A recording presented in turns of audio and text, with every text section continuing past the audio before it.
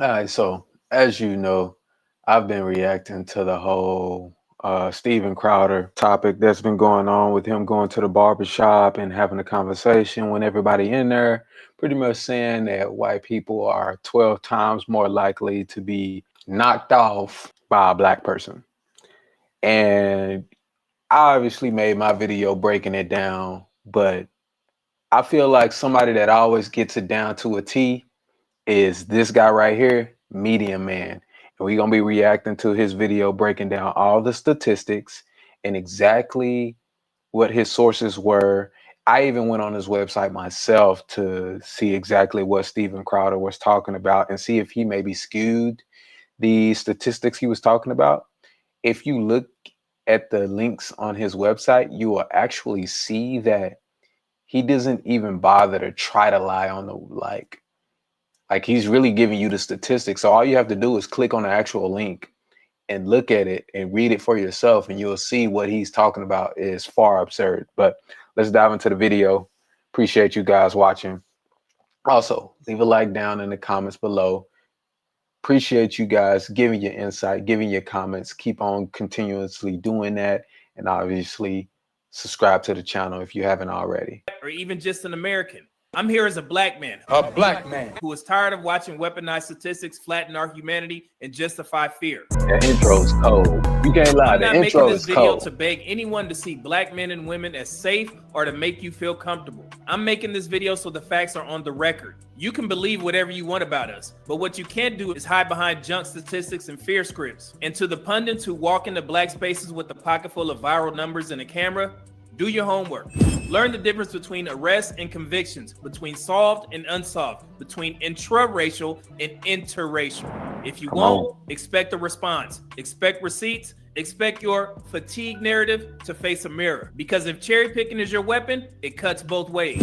We're done debating propaganda. We're here to teach people how to read the numbers for themselves so they can stop being played, especially in the black community. I'll extend grace for ignorance if you simply haven't had time to look up the data. But once the receipts are on the table and you keep defending a falsehood, that's not ignorance anymore. That's a choice. Today, we're going to fact check a set of viral claims featured by Steven Crowder and echoed across social media. And we're going to teach you all how to read crime data so you never get hustled by them again. And let me say this as loudly as possible. One loss of life is too many. Nothing here minimizes harm. This is about how numbers are used to tell a dishonest story. Now, let's talk about where that 13%, 50% stat really comes from. The number, 13% of the population committing 50% of the murders, has been repeated so often that it feels factual. But the truth is simpler and more responsible. It is a misreading of law enforcement reporting tables. The figure comes from the FBI's Uniform Crime Reports and Supplemental Homicide Reports.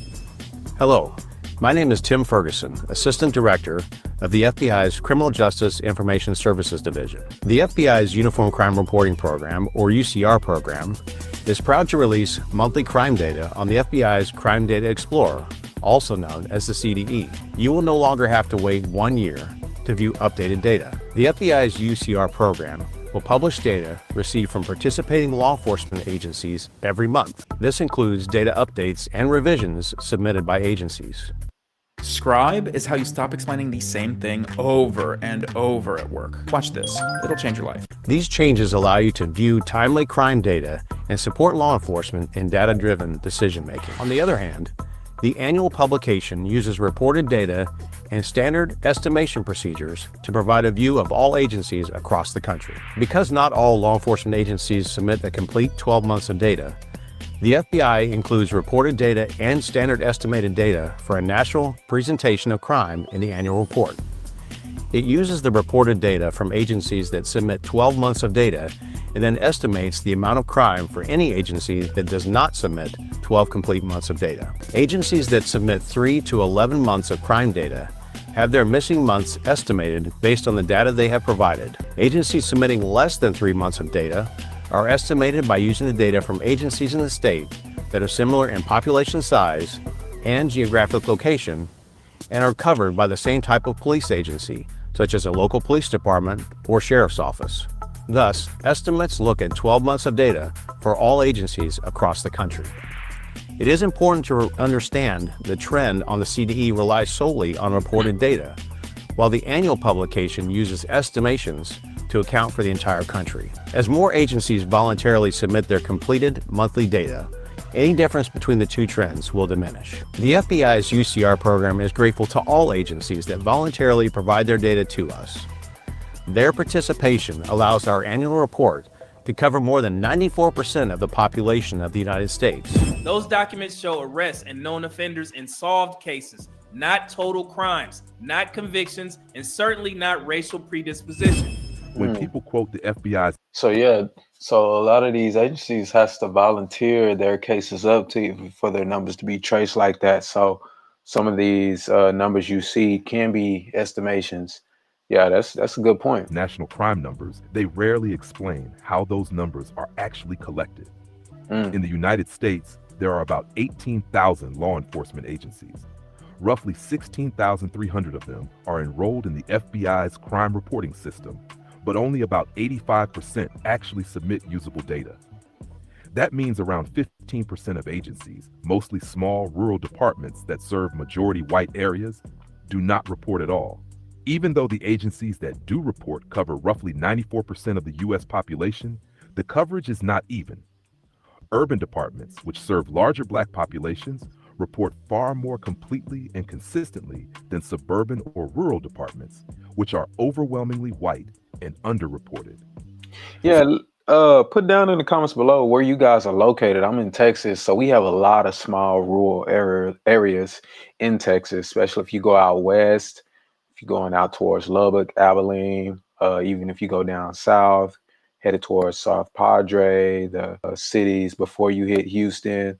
Like there's a lot of small towns that are mostly white folks, you know. It's even some towns highly known for deep KKK history down here in Texas, depending on where you go. So let me know where you guys stand. You got a lot of rural areas because those same areas probably not reporting or putting their reports, their agencies not putting their reports, and that data is being collected for everyone to see and have a great point of view to say, oh, this is what it looks like. And you got your guy Steven Crowder here saying people are 12 times likely to off a white person. It's just skewed. Even then, like he's just off. So when you hear statistics claiming that black men commit half of all homicides, remember, those figures are built primarily from cities that send their data, not from the rural white jurisdictions that often don't. In other words, the difference isn't in behavior, it's in who gets counted. And here's the second layer of misunderstanding. The FBI doesn't track convictions, it only tracks arrests and reported incidents. Once someone is arrested or labeled a known offender, that number goes into the database, even if the case is later dropped or the person is proven innocent. The Department of Justice and the Bureau of Justice Statistics handle conviction data separately, and those numbers are never the same. That's going. So when a pundit says, and just real quick, I mean, that happens more commonly than not. That happens really commonly where, you know, officers think it's one person, but it's actually another person. But that person is still going in that database for murder or whatever it is. So as black men commit 50% of homicides, they're really citing arrest data from the agencies that reported, not confirmed convictions nationwide. It's not a measure of guilt, it's a measure of who gets policed, who gets arrested, and which agencies actually send their numbers to Washington. Each year, roughly half of the United States homicides remain unsolved. And in those unsolved cases, the offender's race is unknown. Yet commentators compare only the solved portion to the entire US population. That's invalid. Solved cases reflect where law enforcement resources and attention are concentrated, primarily in urban centers with large black populations. This creates what criminologists call a clearance bias. It means the visible share of black arrests is inflated by geography and policing intensity, not by behavior. That is how statistical artifact evolves into national talking points. Let's correct the record. The population reality is that black men make up approximately 7 to 7.5% of the United States population, not 13%. An arrest is an allegation, not a verdict. And urban departments have higher clearance rates because they receive more resources and report data more consistently. Roughly 80% of white victims are harmed by white offenders. About 90% of black victims are harmed by black offenders. So when commentators imply that black men are systemically targeting white citizens, white people are 12 times as likely to be killed by a black person any other way around. I'm just going to shoot you straight. It's not even close. they are not citing evidence. They are perpetuating a myth. Straight from the FBI's own expanded homicide data, Table 6 for 2022. Out of all recorded homicides that year, there were 504 white victims killed by black offenders and 114 black victims killed by white offenders. That's a difference of about 4.4 times, not 12. And here's what Crowder leaves out entirely. More than 80% of all murders are intraracial. That means most white people are killed by other white people, and most black people are killed by other black people. So the 12 times talking point isn't just wrong. It's designed to inflame racial fear instead of addressing violence where it actually happens, within communities themselves. Don't let people twist the numbers. The facts are public, and they tell a very different story. And to go a little further, there are about 23.2 million black men and boys in the United States. Even if every homicide in a given year were committed by black men, which is false, it would still represent less than 0.1% of the black male population. Among men aged 18 to 34, the demographic most associated with violence, fewer than 0.3% commit a homicide in the year. That means 99.7% do not. And within that number, those are fathers, service members, entrepreneurs, professionals, married men, and the majority rarely depicted when the narrative turns to crime. So again, violence is not racial. It is demographic. Across every ethnic group, offending rates peak among young men in their late teens and 20s. When we control for age, poverty, and neighborhood conditions, racial disparities shrink dramatically. What many people call race in these discussions is often just a proxy for exposure to disadvantage. And let's not forget, according to the National Registry of Exonerations, black defendants account for more than half of all homicide exonerations in the United States. Even with the subset of people arrested, many were later proven innocent. Those arrests remain in the black offender column of public debate. But the truth is more complex. If a data set cannot distinguish between guilt and wrongful conviction, it cannot serve as moral evidence. And then you look at the average amount of times that someone in this country is arrested before they're brought in for killing, charged with murder. Do you know how many times they're arrested on average before they murder? 11 times. The average murderer has been arrested 11 times before killing someone. That sounds shocking until you check the... There's a lot less than that, y'all. It was a lot less. I can't remember what was the exact number. I feel like it was 6, but that's nationwide. You're going to see here in a minute where he's getting this statistics 11 times from. But yeah, it's far less than what he's saying. It's really crazy how he came up with his talking points. It really brings to conversation, like, what is his motive here to really spew out these things against the black community? And listen, y'all, I'm a conservative myself. I'm definitely conservative. I would never align with liberal, ideology. Never like that. But on this side, we got to correct shit like that. And we got to be, we got to keep our foot down on people like this that's going to, spew out just misinformation, because it's just not true. It's just not true. The actual source. That number didn't come from national data at all. It came from Washington, D.C.'s police chief, Robert Conti, who said the average homicide suspect in D.C. had been arrested about 11 times. We need to keep violent people in jail. Right now, the average homicide suspect has been arrested 11 times prior to them committing a homicide. That is a problem. That is a problem. That's a local statistic, not a national one. The Bureau of Justice Statistics national data tells a different story. In its Recidivism 2012 update, the median number of prior arrests for all offenders was 9, and that includes every type of crime, not just murder. So when Crowder says the average murderer across America has 11 arrests, that's false. He took a city-level talking point and turned it into a national scare line. The truth? There's no federal data showing that number. Always check the source, because context changes everything. So if you find yourself asking, why does this myth persist? Because fear sells. Fear drives engagement, engagement drives profit, and profit sustains prejudice. If you convince a nation that one group is inherently dangerous and you can justify surveillance, over-policing, and discrimination as public safety, that is not data, it is deflection. And our system, 3 strikes in California, right? That was a 3-strike policy. The reason that was changed, they said it was racist. Crime went down in black communities 30%. Steven Crowder claimed that California's 3 strikes law reduced crime in black communities by 30%. That number is not a measured outcome.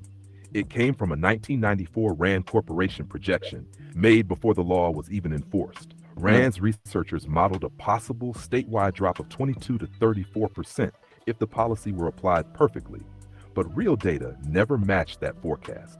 Between 1995 and 1998, California's overall crime rate fell roughly 10%, similar to the national decline that happened everywhere during the same years. So Later analysis, including the University of California, Berkeley Punishment and Democracy Study, and reports from the California Legislative Analyst's Office, 2005, found no independent and 30% reduction linked specifically to the law itself.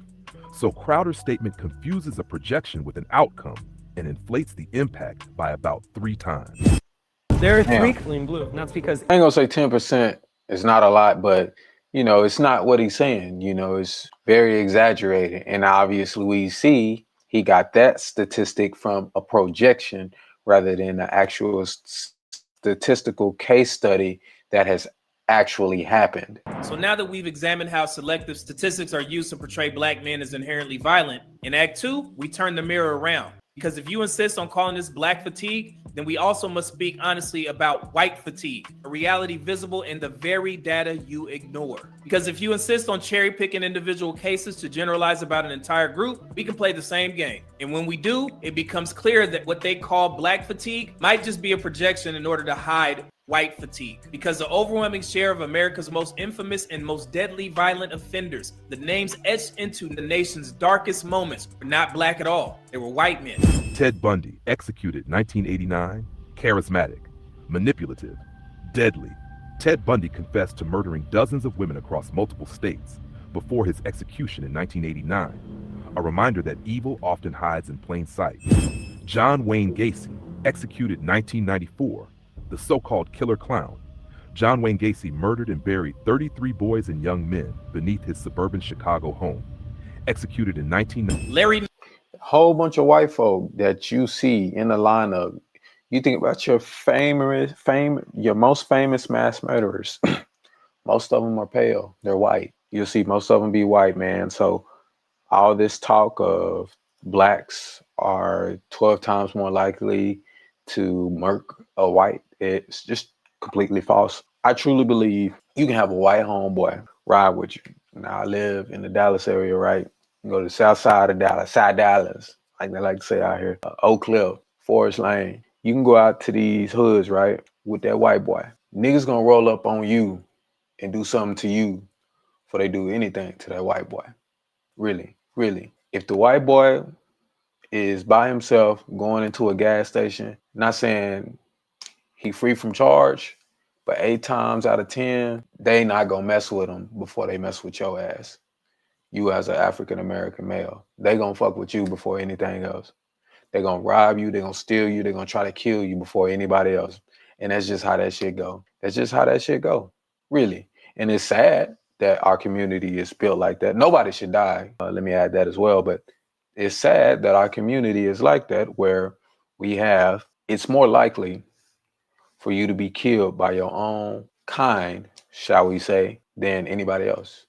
So all this victim mentality shit, when I hear people talk about, you know, a lot of y'all act like victims, I agree with them, 100%, 10 toes down. Oh, the white man hold me down, the white man killing us, the white man doing all this and that. Nah, man, you just on TV or on social media all day. You don't really have your own arguments. You regurgitating what everybody else saying, point blank period. But at the same time, I can say that because this main conversation really is about black conservatives, white conservatives, who's going along to get along with this, oh, blacks are 12 times more likely to off a white person.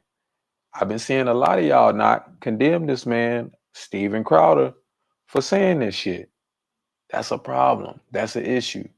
Don't forget where you come from. Don't forget your culture. Like, don't get me wrong, like there's issues in the black community, but man, ain't nobody else gonna accept me more than my own people. Ain't nobody else gonna accept me more than my own people. Really. People say you can't come back from cooning. You can come back from cooning. We are a really forgiving group of people. I'll say that. Think about your most famous artists, R. Kelly, Michael Jackson, just all these people, right? We are really forgiving people, and we'll stand by them, right? Just by the base of their skin or what we perceive them to be. Look, let's start calling this shit out, man. Just because you on this side doesn't mean you don't call out bullshit. Don't be like other side over there where everybody's just a hypocrite.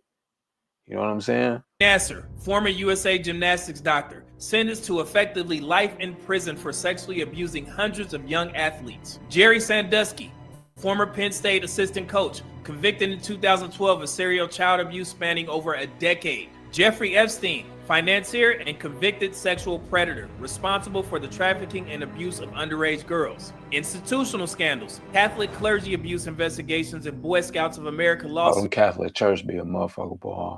Boy, I tell you, boy. Reveal decades of widespread sexual exploitation, often involving white male perpetrators in positions of authority. And according to the U.S. Sentencing Commission, over 77% of federal defendants in child sexual exploitation cases were white men. Bureau of Justice Statistics confirms that most sexual assaults in the United States are intraracial, meaning white women are most often victimized by white men and black women are most often victimized by black men. So, if the fear is really about race and not about race, then statistically, the group most responsible for sexual violence in this country isn't black men, it's white men. You know what's crazy? I don't know how that deep to go. I think like... Go deep, we like deep. I know, no, yeah. deep is great. And you know what's crazy, and I really love this too, is Tim Tebow, one of, I'd say one of my favorite players, ever played in college football, NFL as well, but, his career didn't turn out the way it should have been. But he called this out. About white males preying on little boys, little girls, and obviously Medium Man here proved the statistics, but where's the white fatigue for that? We always get these nicknames for the black folks, right? And let me remind you guys, ladies, pay attention. About a year ago, a question went viral on social media. Would you rather be alone in the woods with a bear or a man? Thousands of women said they'd rather take their chances with the bear. At first, it sounded like a joke, a meme, until women began explaining why. Many said, at least the bear would just kill me. A man, he could do something far worse. You know what those women were talking about? They were talking about sexual violence, about fearing the possibility of rape more than death itself. Now, that sentiment deserves empathy. It's rooted in trauma, not malice. But when the conversation is twisted online into a narrative about fearing black men in particular, that's when the data becomes essential, because the facts tell a different story. Even though we know that all men and the majority of men do not commit sexual assault, but that's still something to consider if women are telling you that they fear is worse than death. And when you look at the majority of the perpetrators, white men, I'm looking directly at you. So women, be mindful. You understand how white fatigue works now? It's just not true, man. Violent crime, you just said, like you said, a small percentage of the country, about 12 to 13%, 50% of the violent crime, but the murder, a 12 times likelihood. That's a skewed stat. If you just, so you don't listen to them? No, I said that particular stat is skewed. It's not skewed. These are from the FBI DOJ. Steven Crowder claimed that 13% of the population commits 50% of violent crime. That's false. According to the Bureau of Justice Statistics, Black Americans account for about 29% of violent crime offenders and 33% of violent crime arrests, not 50. That's roughly 1/3, not half. Crowder's number exaggerates by about 20 percentage points and usually comes from people misusing homicide arrest data, which covers only a tiny fraction of total violent crime. When you include every category, assault, robbery, sexual violence, and other offenses, the share drops dramatically. The honest takeaway is simple. Women deserve protection from male violence, and men deserve protection from female violence, not racial profiling disguised as concern. Yeah, that's why I'm doing it. That's why I'm trying. Yeah. And I know we're never going to agree on everything. We probably might not agree on anything. That's all right. Problem is, but at least had a conversation. Yeah. At least had a conversation. Mike?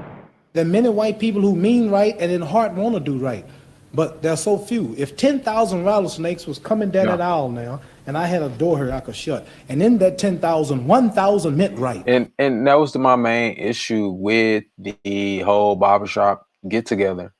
Like, these are guys who can be easily swayed, for one.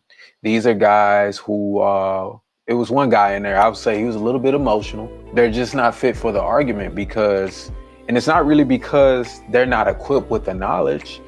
They're just not asking the right questions. Now, that one brother with the sunglasses that's blind, he did. He said, I want to see the facts. I want to see what you're talking about, even though he's blind, he can't see, right? But he was asking the question. See, it's always comes down to asking the question, even when you don't know nothing, right?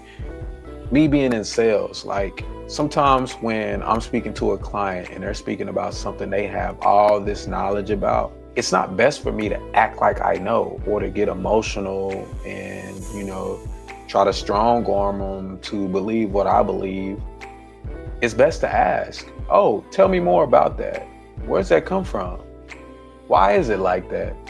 Asking those questions and the truth begin to unveil itself, and you use your wherewithal to tell whether that's really true or not.